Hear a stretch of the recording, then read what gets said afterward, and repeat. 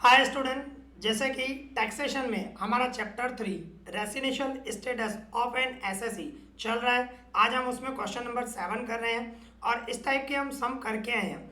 अगर जो आपने पहले वाले वीडियो नहीं देखे हैं तो प्लीज़ वो देखना। अगर जो वो वीडियो आपने देखे होंगे तो ये अच्छे से समझ में आएगा, ठीक है, अदरवाइज नहीं समझ में आएगा। तो देखो क्वेश्चन नंबर 7 पढ़ रहा हूँ मैं। देखो क्या बता रहा है, following are the income details of mister X during previous year 2021-22। मतलब मिस्टर एक्स है, प्रीवियस ईयर की अलग अलग इनकम उसको मिली हुई है, उसकी इनकम मिली हुई है, ठीक है। ये आपको 7 इनकम दी हुई है। फिर आगे देखो क्या बता रहा है, कॉम्प्यूट टैक्सेबल इनकम, हमें टैक्सेबल इनकम बताना है। और मिस्टर एक्स की टोटल इनकम क्या होगी टैक्स के हिसाब से इन द फॉलोइंग सर्कमटेंसेस।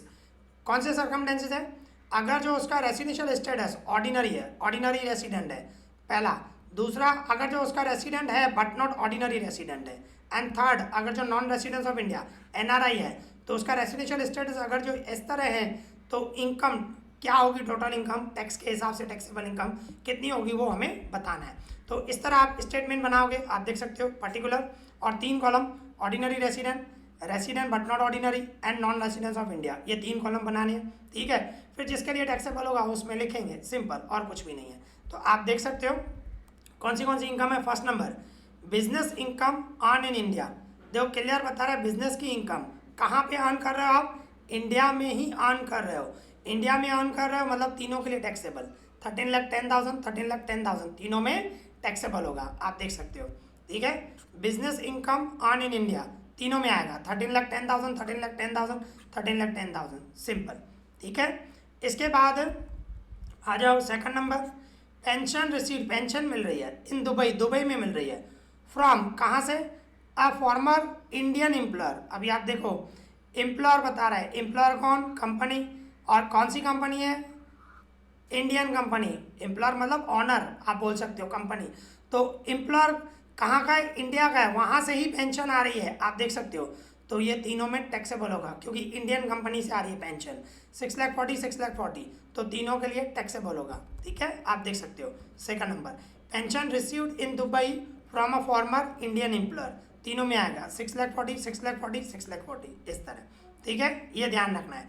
इसके बाद थर्ड नंबर क्या बता रहा है, interest received from bank fix deposit, FD से मिल रहे हैं, ठीक है ना। तो ये भी तीनों, और एफडी कहाँ के हैं वो नहीं बता रहा है, तो हमारे इंडियन के ही होंगे। एफडी फिक्स डिपॉजिट बता रहा तो तीनों में आएगा 30,000 आप देख सकते हो। देखो interest received from bank fix deposit तीनों में आएगा 30,000 ठीक है, ये ध्यान रखना है।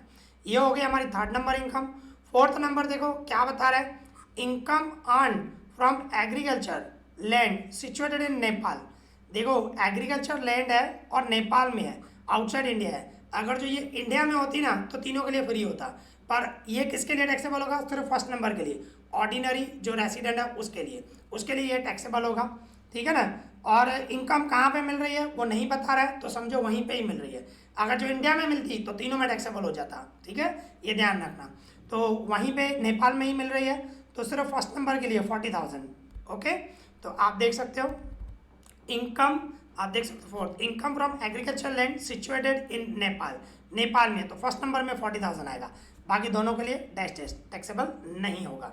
इसके बाद फिफ्थ नंबर देख सकते हो क्या बता रहा है, income from agriculture land situated in India. अभी देखो इंडिया में एग्रीकल्चर लैंड है, मैंने अभी भी बताया, हर वीडियो में ही बताया हुआ है मेरा, कि अगर जो एग्रीकल्चर लैंड में से अगर जो इनकम हो रही है और वो एग्रीकल्चर लैंड इंडिया में है तो तीनों के लिए फ्री होता है, ध्यान रखना।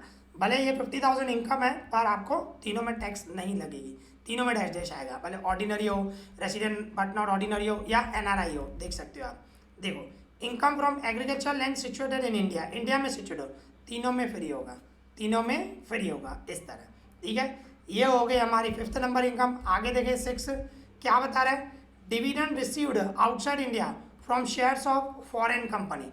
अब देखो फॉरेन कंपनी है, बाहर की, इंडियन कंपनी नहीं है, बाहर की कंपनी में आपको डिविडेंड मिला है और बाहर ही मिला है, इंडिया से बाहर ही, आउटसाइड इंडिया में ही मिला है, तो सिर्फ फर्स्ट नंबर के लिए।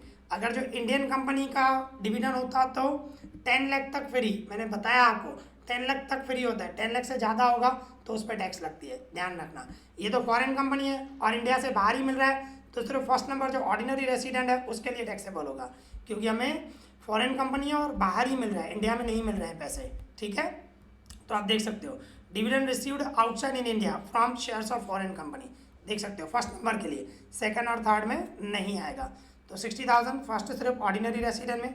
इसके बाद 7 number gift received from brother residing in America, भाई हमारा भाई है अमेरिका में रह रहा है और एज अ गिफ्ट दे रहा है पैसे, है ना, तो एज अ गिफ्ट दे रहा है तो फ्री होता है, तीनों में फ्री, ठीक है। ऑर्डिनरी हो, रेसिडेंट बट नॉट ऑर्डिनरी हो या एनआरआई हो, तीनों में फ्री, तीनों में टैक्स नहीं लगेगी क्योंकि एज अ गिफ्ट आ रहे हैं, ठीक है ना।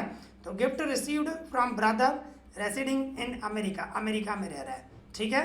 तो तीनों में डैश डैश डैश, और ये ध्यान रखना ब्रदर दे रहा है, ब्रदर मतलब ब्लड रिलेशन होता है, तो ब्लड रिलेशन में फ्री होता है, ये ध्यान रखना, ठीक है, इस तरह। तो उसके बाद ये सब इनकम हो गई, ठीक है ना, सब कंप्लीट हो गई। अभी क्या करना है, इन सब का आपको प्लस करना है, तो इन सब का प्लस करोगे तो टोटल ग्रॉस इनकम आ जाएगी।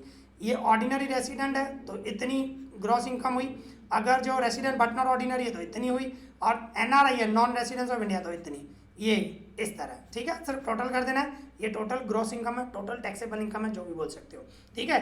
तो यहाँ पे ये हमारा सम कंप्लीट हो गया। आई होप आपको अच्छे से समझ में आया होगा। इस वीडियो में इतना ही, थैंक यू।